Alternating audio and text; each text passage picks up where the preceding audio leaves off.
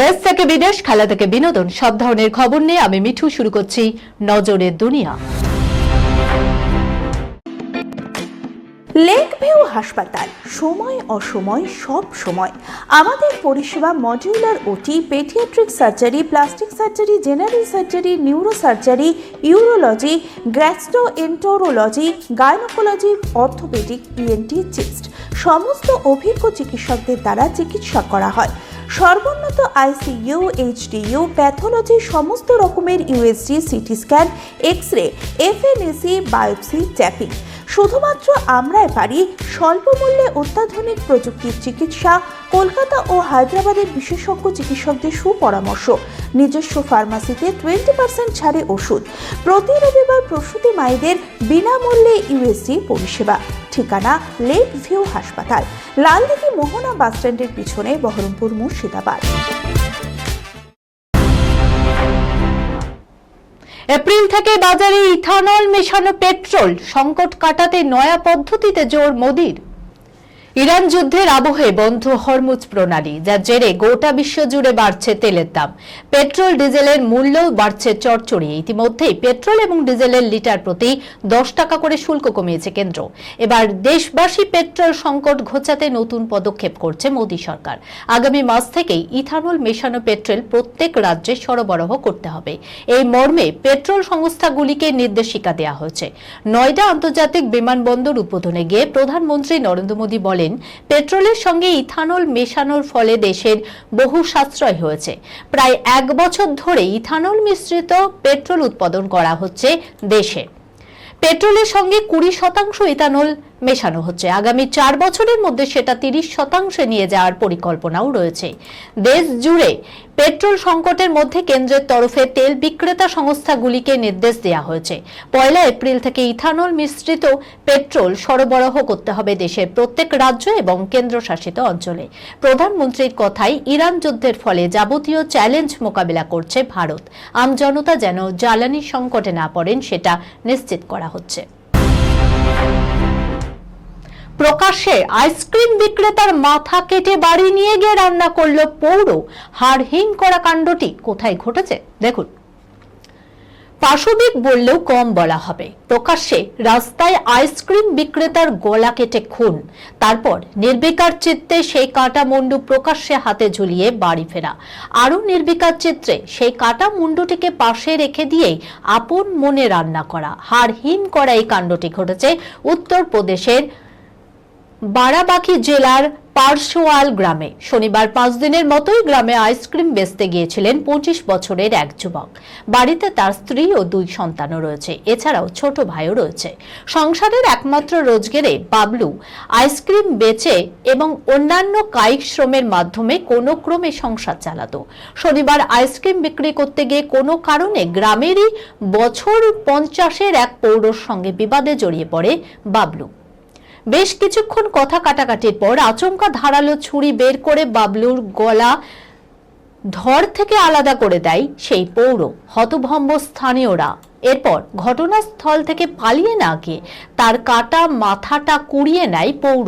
তারপর প্রকাশ্যেই সেটিকে হাতে ঝুলিয়ে বাড়ি নিয়ে যায়। পুলিশের খবর দেয় স্থানীয়রা। পুলিশ ঘটনাস্থলে পৌঁছে সেই পৌরের বাড়িতে যান। সেখানে রীতিমতো হয়ে যায় পুলিশ আধিকারিকদের কথায় অভিযুক্ত পৌর সেই সময় তার কাটা মুন্ডুটা পাশে রেখে নির্লিপ্তভাবে রন্ধন কার্যেই ব্যস্ত। প্রথমে পুলিশ হতচকিত হয়ে গেলেও গ্রেপ্তার করে সেই পৌরকে। তদন্ত শুরু করেছে পুলিশ। বেশি ঘুমোলেই মিলবে হাজার হাজার টাকা। কুম্ভকর্ণ হওয়ার লড়াইকে ঘিরে উৎসাহ এখন তুঙ্গে। কোথায় দেখুন। সকালে ঘুম থেকে উঠতে দেরি হয় আর তাতেই বাড়ি মাথায় করেন মা, কিংবা কুম্ভকর্ণ হিসাবে কি আপনি বন্ধু মহলে পরিচিত? ঘুমোতে ভালোবাসি আমরা সকলেই, কিন্তু ভাবুন তো, যদি শুধু ভালো করে ঘুমিয়েই পকেটে ঢোকানো যেত এত হাজার হাজার টাকা, তাহলে বোধহয় কুম্ভকর্ণ নামের কালিমা কিছুটা ফিকে হতো।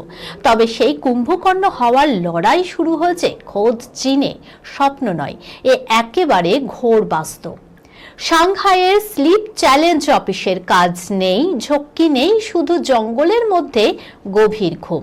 সাংহাইয়ের চংমিং দ্বীপের এই অরণ্যে আপাতত ভিড় জমিয়েছেন প্রায় 50 জন ঘুম কাতুরে। বিশ্ব ঘুম দিবস উপলক্ষে শুরু হয়েছে এই অভিনয় উৎসব। নিয়ম কানুন বেশ কড়া। অংশগ্রহণকারীদের বয়স হতে হবে 18 থেকে 50-এর মধ্যে। বনের মৃদু মন্দ বাতাসে ঝরা পাতার বিছানায় দেদার ঘুম।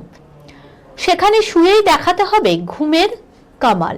প্রতিযোগীদের শরীরে লাগানো থাকছে বিশেষ সেন্সর, যা স্ক্রিনে ফুটে উঠবে তার হৃদস্পন্দন কত, কে কতটা গভীর ঘুমে আচ্ছন্ন, কে কত দ্রুত চোখের পাতা এক করতে পারছেন, তারও হিসেব রাখছে অত্যাধুনিক যন্ত্র।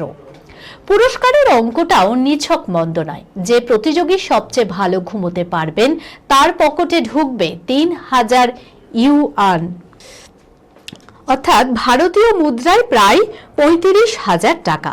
আবার যিনি সবচেয়ে দ্রুত ঘুমিয়ে পড়বেন তার জন্য রয়েছে 2000 ইউয়ানের ইনাম।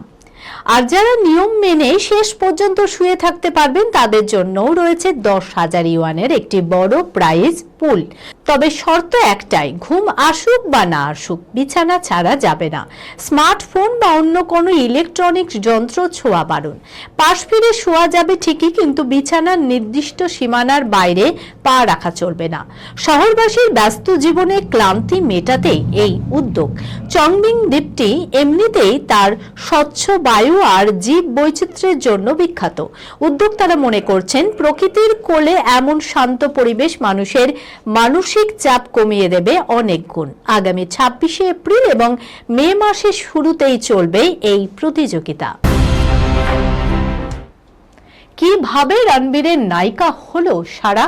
ধুরন্ধরের অডিশনের অজানা গল্প শুনলে তাজ্জব হবেন আপনি। দেখুন, 2025 সালের অন্যতম সেরা ছবির তালিকায় ছিল রণবীর সিং ও সারা অর্জুন অভিনীত ধুরন্ধর। বক্স অফিসে ব্যাপক সাড়া ফেলতেই পরিচালক আদিত্য ধরের নির্দেশনায় মুক্তি পেয়েছে ধুরন্ধর 2। হাঁটুর বয়সী সারার সঙ্গে রণবীরের রসায়ন দর্শক দারুণ উপভোগ করছে। বয়সের বিস্তর ফারাকের জন্য ধুরন্ধরের প্রথম পর্ব মুক্তির আগে কটাক্ষও ধেয়ে এসেছিল রণবীরের দিকে, কিন্তু ছবি মুক্তির পর নিন্দুকের মুখে ছাই দিয়ে রেকর্ড ব্যবসা করেছে আদিত্যের এই ছবি। ধুরন্ধর 2 এর বিজয় রথ ছুটেছে। ইয়ারলিনা জামালি চরিত্রটি দর্শকের মনে গভীর দাগ কেটেছে। জানেন কি, এই চরিত্রের জন্য কয়েক হাজার মেয়ে অডিশন দিয়েছিল। শেষ পর্যন্ত চূড়ান্ত হয় সারা। সম্প্রতি এক সাক্ষাৎকারে কাস্টিং ডিরেক্টর মুকেশ ছাবরা সারা অর্জুনের কাস্টিং এর গল্প শোনান। তিনি বলেন, এই ছবির জন্য আমাদের মধ্যে অনেক আলোচনা হয়েছিল। যে ধরনের মেয়েকে দেখাতে চাইছিলাম সেখানে নতুন একটা মুখ খুব জরুরি ছিল। প্রথমে আমরা প্রতিষ্ঠিত অভিনেত্রীদের কথাও ভেবেছিলাম। আদিত্য আর আমি দুজনেই অনেকের থেকেই মেসেজ পেয়েছিলাম। যারা অডিশনে চূড়ান্ত হননি তাদের একাংশ কারণ জানতে চেয়েছিলেন, আর সেই কারণ অবশ্যই সুপারস্টার রণবীর সিং। মুকেশের সংযোজন আমাদের লক্ষ্য ছিল একটাই, সকলের যেন মনে হয় মেয়েটি সম্পূর্ণ নতুন, যার কোনো ব্যাকগ্রাউন্ড নেই। অভিনয়ের সময় যেন মনে হয় সত্যি প্রথমবার এই চরিত্রে নিজেকে নিমজ্জিত করলো। সারার অডিশন সম্পর্কে বলতে গিয়ে তিনি আরো জানান, আপনি কি ভারতের কোনো এজেন্ট? এটাই ছিল অডিশনের স্ক্রিপ্ট। সারা ওই দৃশ্যের সংলাপ বলতেই আমি সেটা আদিত্যকে হোয়াটসঅ্যাপে পাঠিয়ে দিলাম। সঙ্গে সঙ্গে উত্তর এলো, এই মেয়েটা কে? আমি বললাম, শিশু শিল্পী হিসাবে কয়েকটা কাজ করেছে আর কয়েকটি বিজ্ঞাপনের মুখ। তিনি আরো বলেন, প্রথমে আমরা ভাবছিলাম রণবীরের পাশে একটু খাটো লাগতে পারে, কিন্তু পরে আমরা বুঝলাম এটাই সেরা জুটি হবে। সত্যিই দারুণ অডিশন দিয়েছিল। কিছুদিন পর আমি সেই অডিশনের অংশটুকু সকলের সঙ্গে শেয়ার করব। তখনই বুঝবেন কেন আমরা সারা অর্জুনকেই চূড়ান্ত করেছিলাম। এই খবরের সঙ্গে শেষ করলাম আজকের নজরে দুনিয়া। আপনারা দেখছেন টিভি 24 বাংলা, সংবাদ বিনোদন সারাদিন সারাক্ষণ।